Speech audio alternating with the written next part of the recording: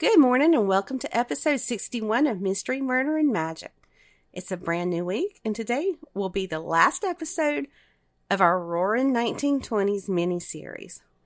I think February, or particularly this February, was perfect for this mini-series because I was able to do the St. Valentine's Day Massacre episode on Valentine's Day, so it worked out pretty perfectly.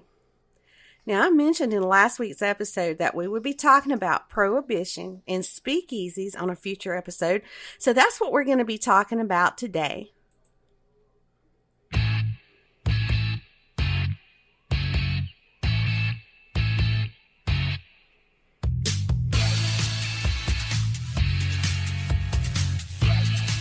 It's Monday, and that means it's time for a new episode of Mystery, Murder, and Magic.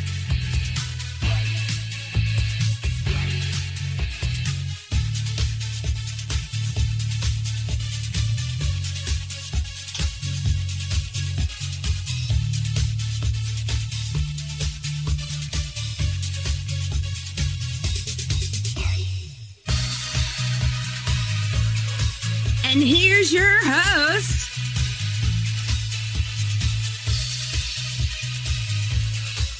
Andrea Lee, and sometimes Alex.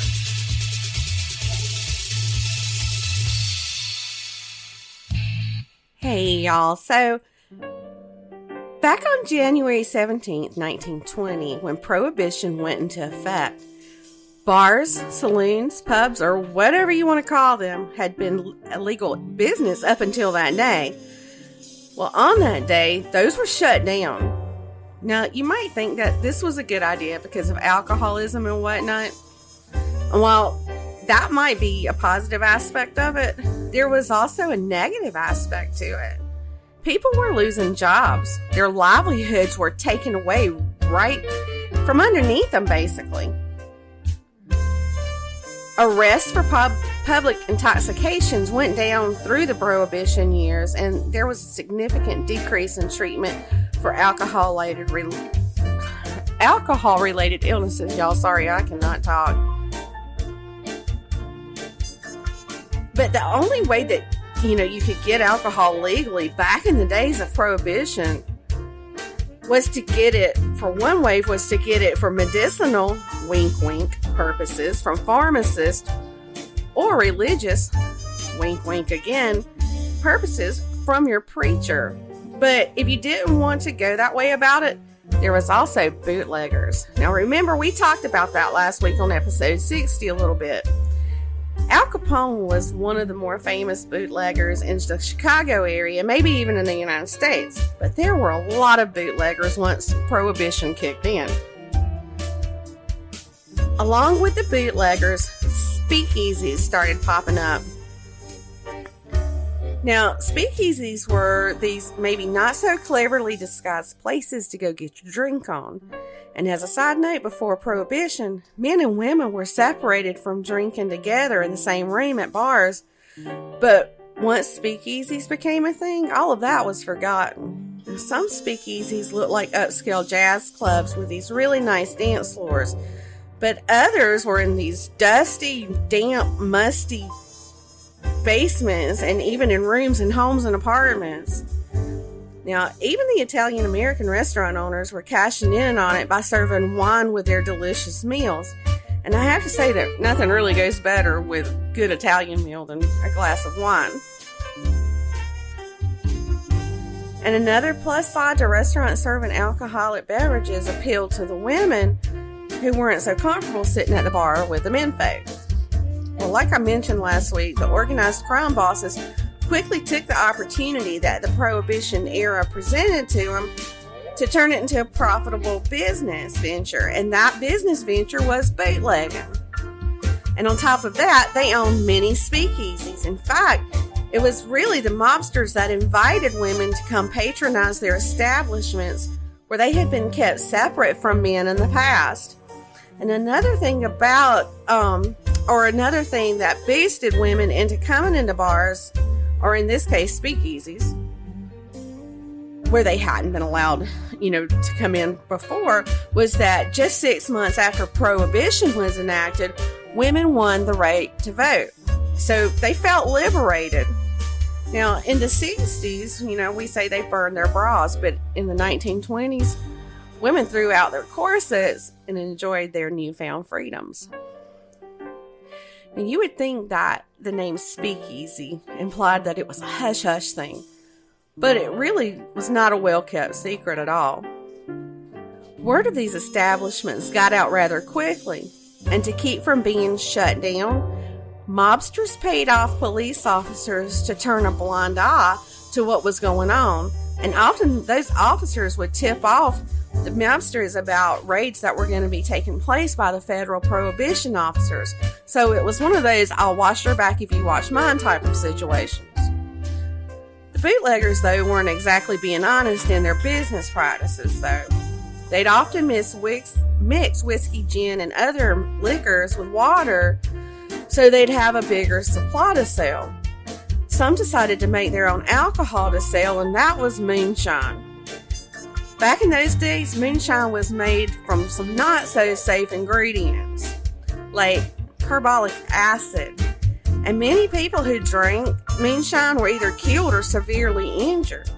And you would think that no one would want to drink such thing, and it seems like the smell alone would kind of tip you off that bartenders would mix the liquors with Coke, ginger ale, sugar, fruit juices, and other such things to hide the taste. And y'all, this gave birth to cocktails, or mixed drinks as we sometimes call them. People, especially men before that, used to drink just like beer or straight shots of liquor, but now alcohol was being made with other liquids, and it became a popular thing that is still popular 100 years later. And Chicago wasn't the only place in the States that was overran with organized crime and speakeasies. New York City became the capital of organized crime, with mob bosses such as Charles Lucky Luciano, Salvatore Maranzano, and Frank Costello. Now, by the late 1920s, there was around, get this y'all, 32,000 speakeasies in New York City alone. 32,000. I mean, God. Now, other statistics put that to be at over 100,000 speakeasies in New York City. Now, some of the more popular speakeasies in New York were the Stork Club on West 58, the Club in Tom, which happened to be located right next to a brothel, and Chumley's in the West Village. Now, to keep their supply from being seized by federal agents or local police, owners of these speakeasies went to these extraordinary lengths. Owners of the 21 Club and some of the other clubs too had the building design to add a secret door that was camouflaged to blend in with a wall. Well, behind that door and wall was a secret wine cellar and bar. And get this, y'all, if the police or federal agents showed up all of a sudden to raid them, and they found their way into that hidden door, with just a push of the button, the liquor bottles would fall down a chute into the cellar, where they would burst and drain. Well, how clever is that? Now, others didn't even bother hiding their supply. They would just pay off the agents, but this led to political corruption, as you can imagine. Now, during the days of speakeasies, people started drinking only to get drunk. Before, people would sit down with alcohol with their meals, like how we have a soda or tea or water or whatever. Now, I couldn't find an exact reason for that, but I have a theory that maybe it was because drinking was outlawed. And you know how it is when somebody tells you you can't do something, you just kind of want to do it that much more. It's just like anything that's taboo, we like to sneak around and indulge our guilty pleasures. Well, near the end of the 1920s, lawmakers were starting to see that prohibition wasn't everything they ever dreamed it would be. Gangland murders increased, especially in Chicago. And a big fact was that where they had control over bars with licensing laws that helped regulate how much liquor could be sold, when it could be sold, and where it could be sold, they no longer had that control. It was basically just a free-for-all. And because of this, prisons were becoming overcrowded, and that was a problem within itself. The public soon started demanding that prohibition be repealed because they believed that the blame fell on prohibition for crime rates skyrocketed. And even the president at that time, who was Herbert Hoover, he admitted that prohibition had caused more harm than good.